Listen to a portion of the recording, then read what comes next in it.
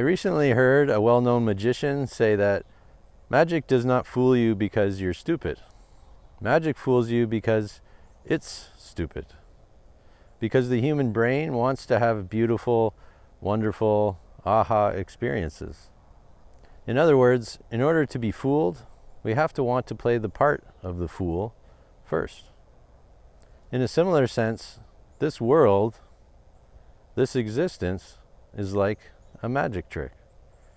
A magic trick that's intended to create the appearance and experience of impermanence, to make death seem just as real as life. And just like any magic trick based on a sort of stupidly simplistic sleight of hand, this great illusion requires only one thing of you when you first come into the world: to take everything you see and experience at face value, to look at the body that you seem to have control over and assume that it's me or mine, to look at the world out there and see 10,000 separate things that can't possibly have anything to do with you. A master magician relies on presentation and performance to convince their audience. This world is no different. The elaborate presentation of existence makes it so that seeing easily becomes believing.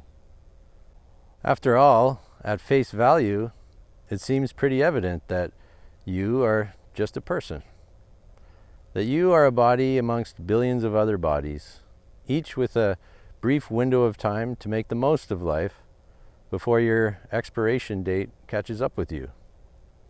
It seems pretty obvious that you're you, and that's a tree, and that's a dog. That you're you, and that's the sun, and that's the moon. And so it goes.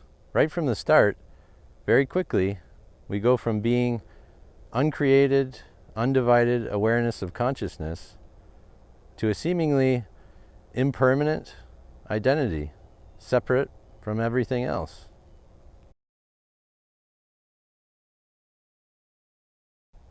So what causes death to end? Well, what causes death to begin?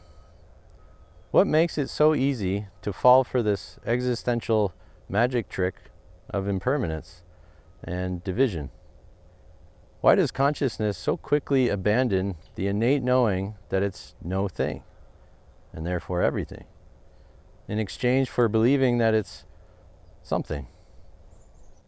Because it's easier to identify with being something than it is to identify with being nothing.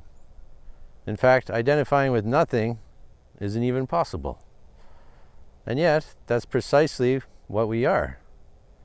Pure emptiness, pure consciousness, an uncreated, intelligent void that's aware of its non-self.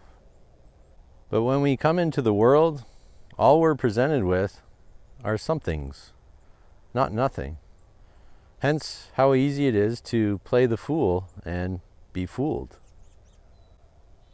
Fortunately, this existential magic trick has an Achilles heel. Your willingness to inquire into the nature of what you really are. Your willingness to recognize that you don't really know what consciousness itself is. Your willingness to see that it has no inherent identity attached to it.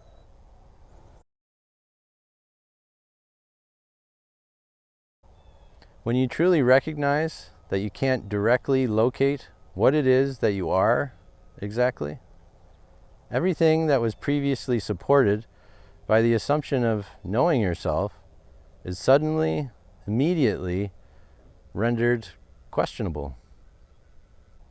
The believability of existence collapses under the weight of your direct self-inquiry.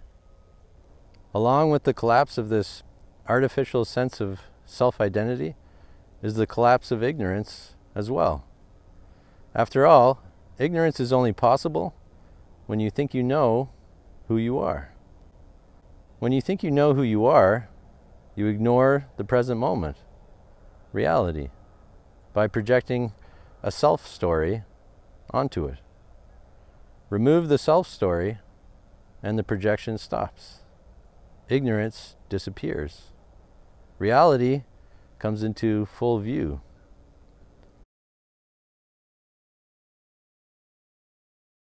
So what does death have to do with ignorance anyway? Well, death ultimately means the end. When you ignore life, ignore reality, it is the end of life. Full stop. Although temporary, it's nevertheless the complete end of being awake to reality, awake to life.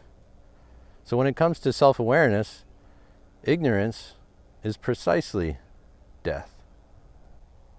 When you're fully awake to reality and no longer sleeping in death, you realize that the you that is aware has nothing to do with what is subject to death.